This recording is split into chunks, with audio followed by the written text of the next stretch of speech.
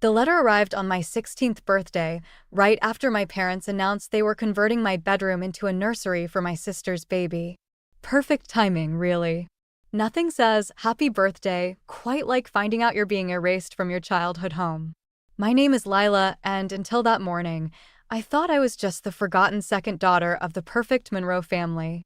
You know the type: successful parents, beautiful older sister, and the awkward teenager who doesn't quite fit the family portrait. I was sitting on my bed, well, soon to be former bed, when Mom breezed in with her signature "I've made an executive decision" smile.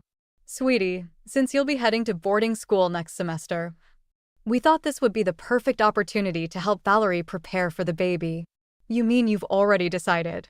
I clutched the mysterious envelope from Grandfather Harrison tighter, his elegant handwriting burning into my palm. "Don't be difficult, Lila. Your sister needs this space more than you do right now. Besides, you'll love the dorm rooms at Wellington Prep." Mom started measuring the walls, completely missing how my hands were shaking. "Did you even remember it's my birthday?" She paused, her designer heels clicking against the hardwood floor. "Of course I did. We'll celebrate this weekend, after your father returns from his business trip." "Like last year? And the year before that?" I stood up, finally finding my voice. "When was the last time we actually celebrated my birthday on my birthday?" Mom's perfectly maintained facade cracked for just a second. "That's not fair. We've always given you everything you needed. Except you." The words slipped out before I could stop them. Something flashed in her eyes, guilt, maybe? Or anger. But before she could respond, my phone buzzed with a text from Aunt Marisol. "Read the letter alone, sweetheart. Some truths need space to breathe." I glanced at the envelope again, noting the weight of whatever secrets it held. Mom followed my gaze, her expression shifting from annoyance to something closer to fear when she recognized Grandfather's handwriting. "What's that?"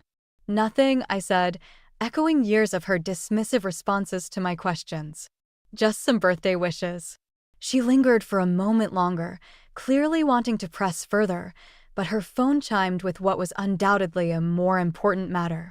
"We'll discuss the room situation later," she said, already typing as she walked away. I waited until her footsteps faded before breaking the seal on the envelope. The first line made my heart stop. "My dearest Lila, there's something you need to know about the day you were born." I spent that night at Aunt Marisol's house, my grandfather's letter burning a hole in my backpack. The contents kept replaying in my mind: adoption papers, medical records, and a story that made my whole life feel like a carefully constructed lie. Aunt Marisol's cottage always felt more like home than our cold mansion ever did. She was brewing tea in the kitchen when I finally found the courage to talk about it. "Did you know?" I asked, spreading the documents across her worn kitchen table. "About my real mother?" She set 2 steaming mugs down and studied my face. "I wondered when Harrison would tell you. Your mother, Celeste, she made us all promise to keep it quiet." "Of course she did." I wrapped my hands around the mug, letting the warmth ground me. Why does everything have to be about maintaining her perfect image? It's more complicated than that, sweetheart. Marisol pulled out an old photo album I'd never seen before. "Your mother wasn't always the person you know now. Before she married your father." The doorbell interrupted her, and through the window, I caught sight of Mom's Mercedes in the driveway. Marisol's expression hardened, a look I'd never seen on her usually gentle face. "Stay here," she said, heading for the door. I crept closer to listen, keeping out of sight. "Where is she?" Mom's voice was sharp, controlled. "This has gone far enough, Marisol." "Has it? Or are you just worried about what else she might discover?" "Don't you dare make this about." "About what, Celeste?" "About how you've spent 16 years pretending everything's perfect. About how you pushed away everyone who tried to tell you the truth." There was a long pause, then Mom's voice came again, quieter this time. "I did what I had to do to protect this family." "No," Marisol replied, "you did what you had to do to protect yourself. There's a difference." I heard Mom's heels on the porch steps, retreating. "Tell Lila. Tell her I'll explain everything. But not yet. There are things she's not ready to know." "She's stronger than you think," Marisol called after her. "She always has been." When Marisol returned to the kitchen, she found me clutching a photo that had fallen from the album. It showed a younger version of my mother, actually smiling, genuinely happy, standing next to a woman who looked remarkably like me. "That's Elena," Marisol said softly. "Your biological mother. She was Celeste's best friend before." "Before what?" Marisol took a deep breath. "Before your father had to choose between them." The implications of those words hit me like a physical blow. Suddenly, my mother's coldness, my father's constant absence, and the family's obsession with appearances all started making a terrible kind of sense. Grandfather Harrison's study felt like stepping into another century, all leather and mahogany and secrets. He was waiting for me there, looking older than I remembered, with a stack of yellowed letters spread across his desk. "I see you've met Elena," he said, nodding at the photograph I was still carrying. "Your mother's going to be furious with me for opening this door." "Why did you?" I settled into the leather chair across from him, noting how his hands trembled slightly as he reached for one of the letters. "Because I'm tired of watching history repeat itself." He slid the letter toward me. "Your father wasn't always the absent man, you know. Once, he was caught between two extraordinary women, your mother and Elena. The choice he made, well, it destroyed more than just a friendship." The letter was from Elena to my father, dated just months before my birth. As I read, my throat tightened. "She was pregnant when she died. With you." Harrison's voice cracked. "Your mother couldn't have children. When Elena died in that car accident, Celeste convinced Grant that raising you as their own was the only way to keep the scandal quiet. To protect everyone's reputation." A sharp laugh from the doorway made us both jump. Valerie stood there, her perfect makeup not quite hiding her anger. "Oh, so the little princess finally knows she's not really one of us? Thank God." "Valerie," Harrison warned, but she was already advancing into the room. "Do you know how exhausting it's been, watching Mom and Dad twist themselves into knots trying to protect you?" She grabbed the letter from my hands. "Elena was nothing but a homewrecker who tried to steal Dad from Mom. The only reason they took you in was because your mother blackmailed Elena's family," Harrison cut in, his voice steel. "She threatened to expose Elena's pregnancy to the press unless they agreed to let her and Grant adopt the baby after Elena's death." Valerie's face went white. "That's not. Mom would never." "Ask her about the accident report," Harrison said quietly. "Ask her why she was the last person to see Elena alive that night." The implications hit me like a physical blow. "Are you saying?" "I'm saying that your mother's perfect image has been built on carefully buried secrets. And now that you know the truth, she'll do anything to maintain control of the narrative." He pulled out one final document, a police report I recognized from the papers in my grandfather's letter. "The question is, what are you going to do about it?" I stared at the report, my hands shaking.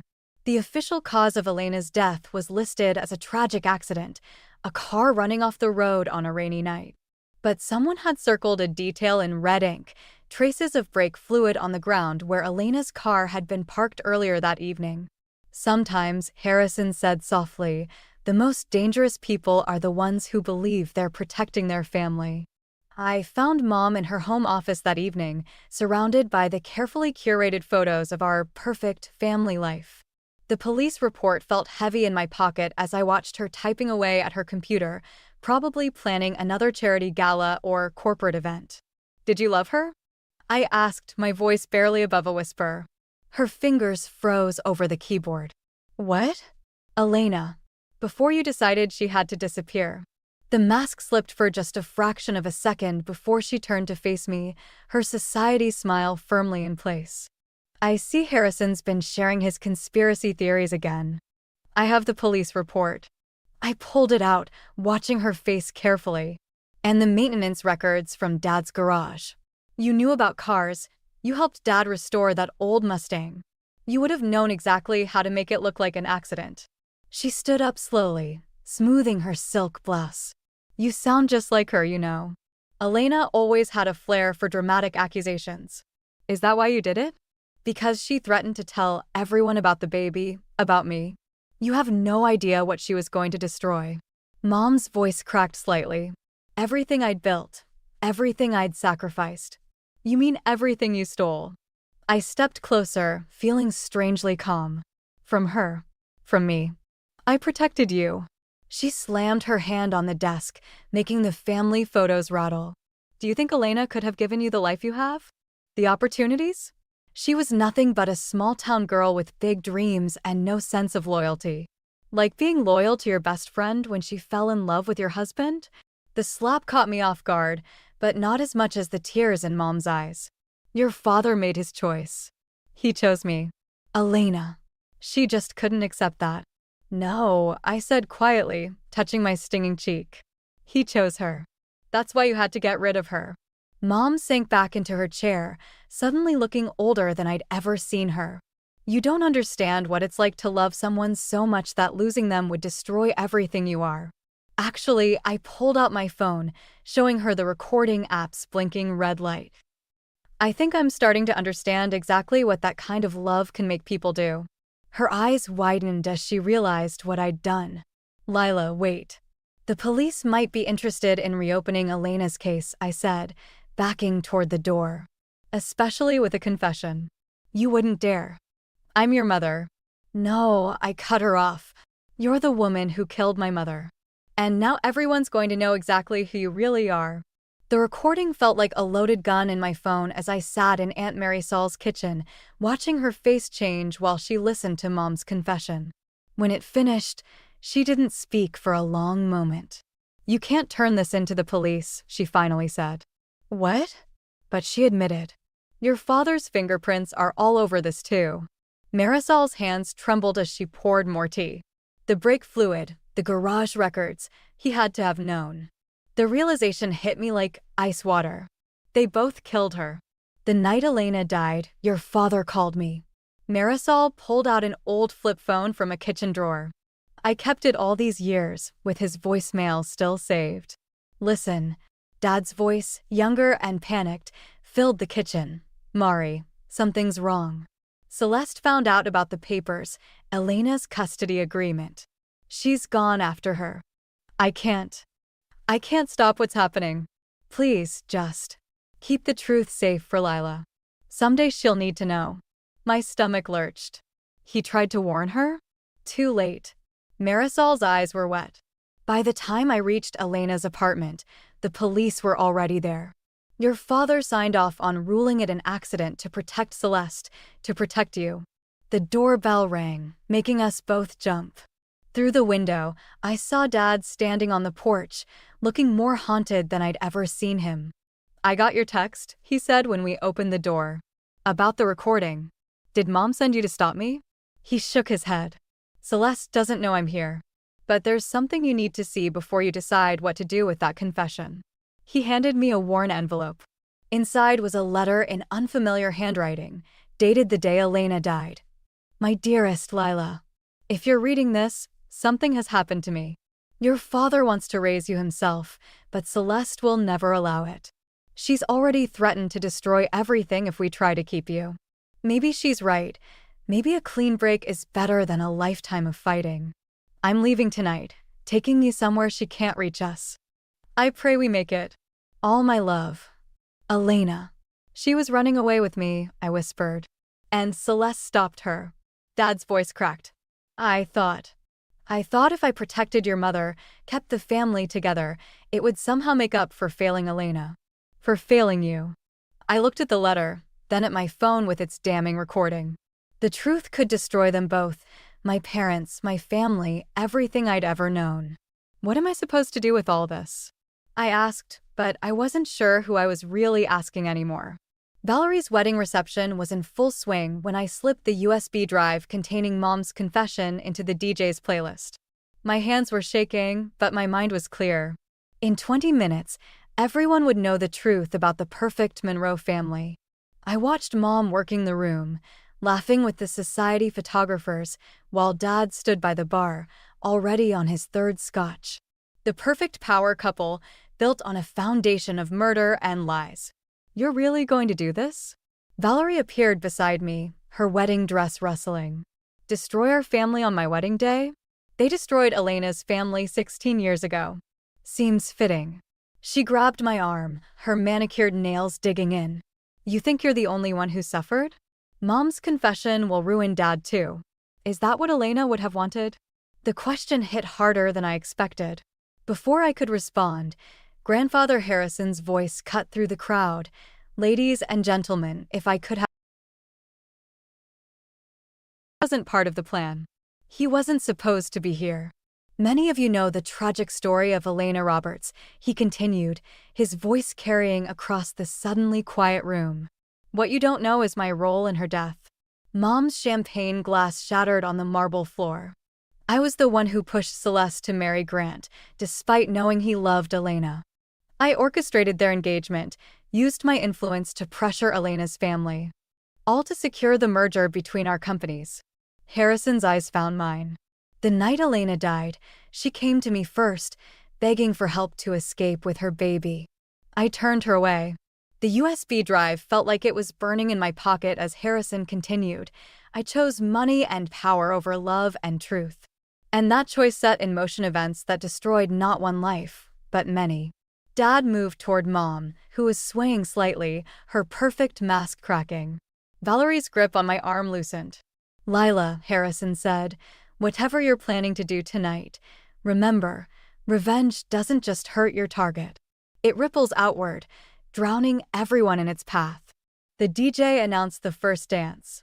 As the music started, I watched Mom and Dad exchange a look of pure terror, wondering if their confession was about to play. Valerie's new husband waited on the dance floor, oblivious to the drama unfolding around him. I had the power to destroy them all, to get justice for Elena, to make them feel as lost and betrayed as I did. But as I reached for the USB drive, another thought hit me. Was I any better than them if I chose revenge over mercy? The music played on, and I had 30 seconds to decide what kind of person I wanted to be. I found Mom alone in the bridal suite, staring at her reflection as the wedding reception continued below. The USB drive felt heavy in my hand as I closed the door behind me. You knew I was coming, I said. She nodded, not turning around. Harrison's speech wasn't subtle, though I suppose subtlety doesn't matter anymore, does it? I have your confession, and Dad's voicemail, and the maintenance records. Then why haven't you played it yet? She finally faced me, her perfect makeup streaked with tears. What are you waiting for? The question hung between us like a loaded gun. Outside, the music swelled as Valerie and her husband shared their first dance. Tell me one thing, I said. Did you love her? Before everything? Mom's hands trembled as she reached for an old photo in her clutch, one I'd never seen before. 3 young people laughing at a beach, Mom, Dad, and Elena. She was my best friend. Mom's voice cracked. We shared everything. Until we shared your father, and then. I couldn't share anymore. I couldn't lose. So you made sure you won. I thought I did. She looked at me, really looked at me, for what felt like the first time. But I've been losing you every day since. Just like I lost her. I pulled out the USB drive, holding it between us. I could destroy everything right now. Yes. She stepped closer. You could make me pay for what I did. Make us all pay. Or what? Or you could be better than me. She took my free hand, pressing something into it, a key. Elena's apartment. I kept it all these years. Everything she owned, everything she wrote, everything she wanted you to have, it's all still there. Including her last letter to you. My throat tightened. There's more? A whole life waiting for you to discover it. But if you choose revenge tonight, that door closes forever. The police will seize everything as evidence. She squeezed my hand. You have every right to destroy me, Lila. But don't destroy your chance to know her in the process. The USB drive suddenly felt impossibly heavy. Below, the wedding guests were laughing, dancing, celebrating new beginnings while we stood surrounded by the weight of endings. What would Elena do? I whispered, more to myself than Mom. She would choose love, Mom said softly. Every time. That's why she was better than me. That's why you're better than me. I looked at the key in my palm, then at the USB drive in my other hand. In that moment, I realized I wasn't choosing between justice and mercy. I was choosing who I wanted to become. Elena's apartment was frozen in time, 16 years of dust covering everything like a delicate shroud. I stood in the doorway, Mom behind me, both of us afraid to disturb the silence. I couldn't bring myself to change anything, she said quietly. The space was small but filled with life, half-finished paintings, dog-eared books, Polaroids tacked to walls. Elena's world, preserved like a museum to what could have been. On the coffee table, a leather journal sat waiting, a letter tucked into its pages. "I'll wait outside," Mom said, but I caught her arm. "Stay." We sat together on the faded couch as I opened the journal. Elena's handwriting flowed across the pages, telling stories of her friendship with Mom, her love for Dad, her dreams for me. The final entry was dated the night she died.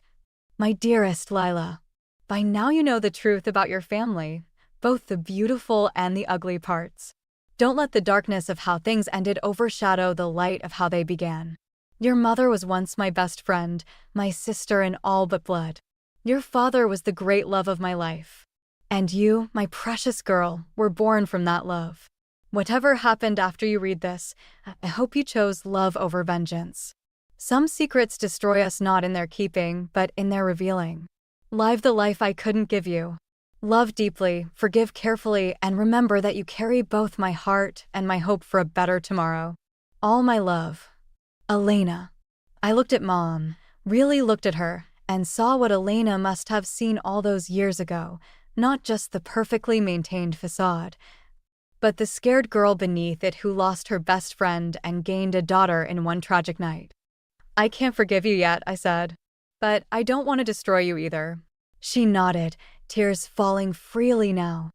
"I don't deserve your mercy. It's not for you." I touched the journal. "It's for her. And for me." We spent the next few hours going through Elena's things, her art, her letters, her dreams. With each discovery, I felt closer to both my mothers, the one who gave me life and the one who gave me a future, however imperfect. As the sun set, casting long shadows across Elena's apartment, I found one last surprise, a small box containing 2 identical lockets. Inside each was the same photo, Mom and Elena as teenagers, arms around each other, laughing at some forgotten joke. I handed one to Mom and kept the other, a reminder that love and hate, forgiveness and justice, aren't opposites, they're different paths to the same truth. Sometimes the greatest revenge is choosing to break the cycle of pain, even when you have every right to keep it spinning.